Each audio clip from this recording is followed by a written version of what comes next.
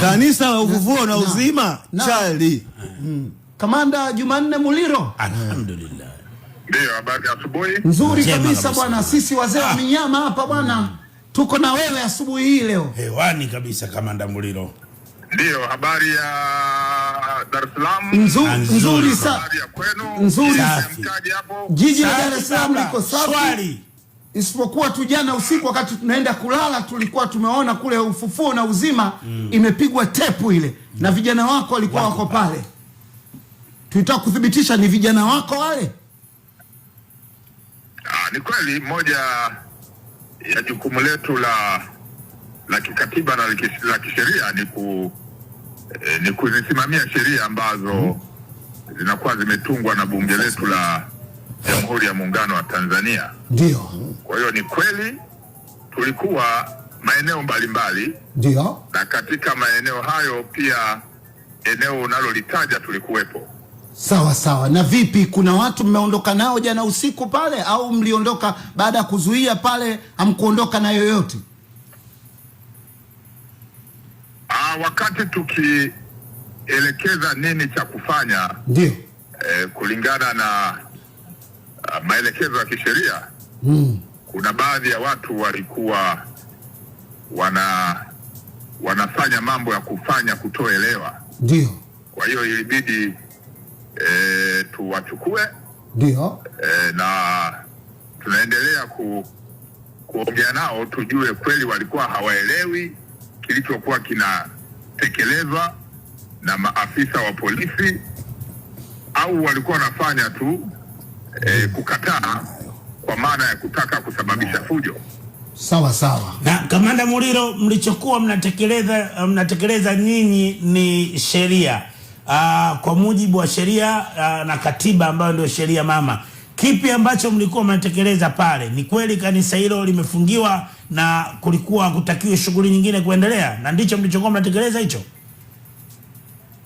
Ni dhahiri mtu ambaye amepewa mamlaka ya kisheria ya kusajili hizi taasisi za kidini, hicho kikiwa ni moja ya chombo cha kidini kilichosajiliwa, alipitisha ule usajili wa taasisi hiyo ya kidini kuendelea kufanya kazi iliyokuwa ikizifanya. Ndio. Kwa hiyo sisi jukumu letu ni kuona kwamba tunaitekeleza ile sheria na kusimamia kuona kwamba kilichoelekezwa sasa cha kisheria basi kinatekelezeka, na kutekelezeka kwake ni kutoendelea kufanya zile shughuli zilizokuwa zikifanyika, na kama akitaka ziendelee kufanyika au wahusika waendelee kufanyika, basi wafuate utaratibu wa kisheria, ikiwa ni pamoja na kukata rufaa kwenye mamlaka za kisheria zilizowekwa, na kama wakiruhusiwa, basi sisi pia tutakuwa katika mtizamo ule ule wa kisheria wa kuona kwamba sheria kwa mujibu watakavyokuwa wamekata rufaa, wakiruhusiwa, basi sisi tunakuwa hatuna pingamizi. Lakini kwa sasa tunatekeleza kile ambacho ni cha kisheria cha mamlaka iliyowasajili ambayo tayari imesitisha utekelezaji wa shughuli zao. Kamanda, inawezekana kuna baadhi ya waumini na wengine ambao hawana taarifa hizi kiusahihi kwamba kanisa hili limefungiwa kwa mujibu wa maelezo yako, ukiwa umepokea taarifa kutoka kwa taasisi ambazo za kisheria zinazotoa vibali. Yawezekana wapo wananchi wengine au waumini wengine wakataka kuendelea kufika katika eneo hilo, kuendelea na shughuli katika eneo hilo na mambo mengine. Nini wito wako sasa ili wasikutane na rungu la sheria kama ambavyo mnavyoisimamia sheria? Kutokana na mifumo ya kimawasiliano ambayo nchi yetu imeridhia, watu wengi wanapata mawasiliano ya nini kinaendelea tofauti kwa haraka sana, tofauti na jinsi ambavyo watu wanafikiria.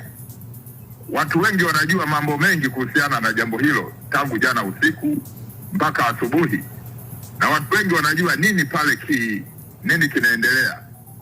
Wanajua wasimamizi wa sheria, yani jeshi la polisi kanda maalum ya Dar es Salaam liko pale, na wameona, na tumeweka vitu vyenye alama ya kuzuia kufanyika kwa jambo lile Kwa hiyo wale wahusika wa eneo lile tayari wengi wanajua, na hatutegemei kuwa katika msuguano wowote mkali kati ya wao na sisi, baada ya kuwa tumesimamia sheria na kutekeleza hiki ambacho tumepaswa kukitekeleza kisheria.